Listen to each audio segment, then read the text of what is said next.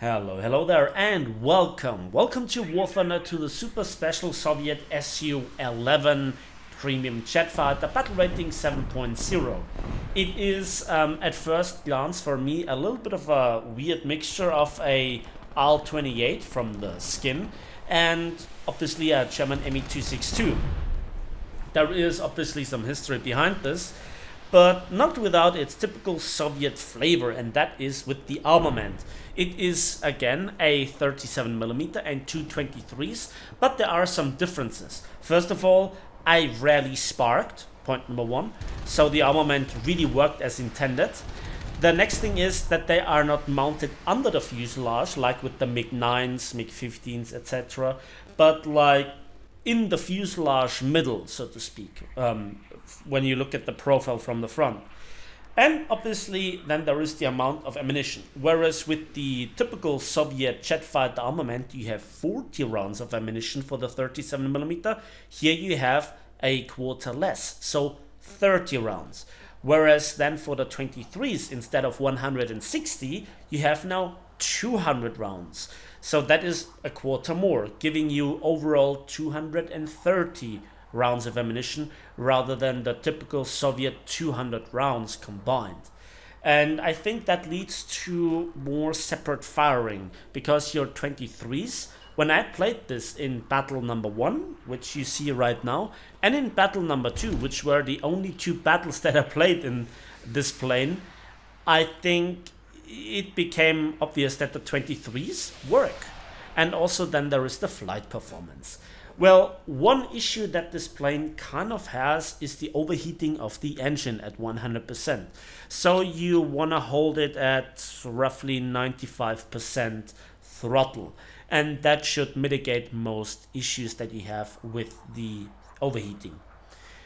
It has no afterburner, obviously, and it has no air-to-air missiles. Another payload options are either a single 250 kilogram bomb, or two 250 kilogram bomb, or a single 500 kilogram bomb. So it is much like the so-called Sturmvogel or the new Yabo, the Me-262, with the bomb load options, that is. You have no rocket options. So for tank RP, this plane is not as well suited as for air RP, where its actual flight performance, with the top speed being over 900 kilometers per hour before you rip, and also beautiful snipes like these, but also a surprising amount of maneuverability and energy retention.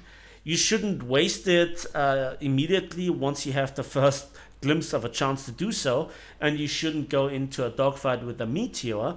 But nonetheless, this plane is not a slouch. It's not a bad aircraft. I really like it. To be honest, and 100% transparent here, I think that this aircraft is, performance-wise overall, just a bit too good.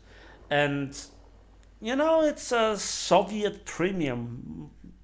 Insert Russian bias meme here, I guess. But honestly, after the first two battles, I think to myself, this plane is good. This plane is really good. To be honest, I don't know how much it costs. I got it from Gaijin. The only one that I really think is a bit annoying is the low RP and Silverline modifiers. You have 1.9 for the RP. So with the premium account, you have 570% RP. And 630%, aka a 2.1 times 2.0 modifier for the Silverlines, with a premium account, that is. So the results that I'm about to show you could in theory be even higher. Now, again, what I saw were, I guess, two down tiers in this thing, and it felt like just an easy walkthrough. But the plane is not foolproof, I'd say. But again, I only played two battle. But still, I really like it. So if you look at those results, 132,000 Silverlines and 32,000 RP for 4 kills. That's something. Yes, I used the landing trick, so after the first 3 kills, I went back to the base because I needed to rearm anyway. And yeah, that boosted the RP again, made a video about it. Additional a daily task. That's just wonderful. Let's move on to the next battle. So this is literally a minute after I spawned, and I tried to still pick up some speed. You can see 100% throttle on a snow map is doable, I guess. So this is where the overheating is not a problem. Another thing is I use 20 minutes of fuel because those lower tier, lower battle rating chat matches take longer than the high tier Call of Duty chat matches, where attackers spawn at Mach 1, like the Su-17 that I showed you a few days ago. So as you can see, this plane is not a 0, but it's not bad. It's 100% not bad. I really like the handling. I still try it out and make some unnecessary maneuvers, but again, I think here we can see then a bit of downside. The rate of fire isn't the highest, and that was a critical hit, but it didn't put this guy down.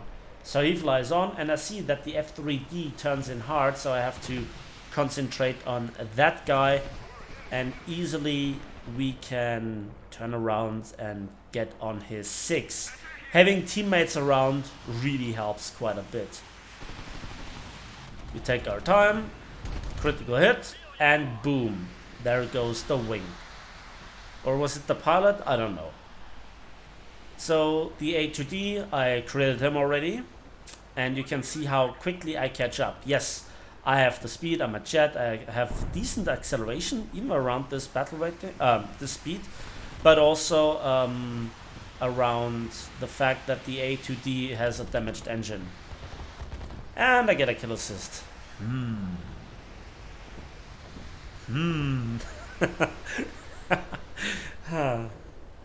Some memes just write themselves, right?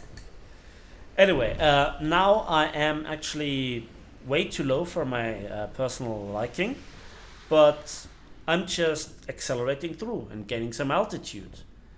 And once I think that it is doable, I loop around and I want to engage the enemy again.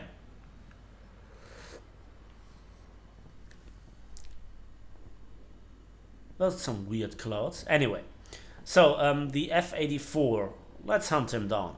Or let's hope that he turns around, because hunting down an F-84, that takes a while. As you can see, he's still extending.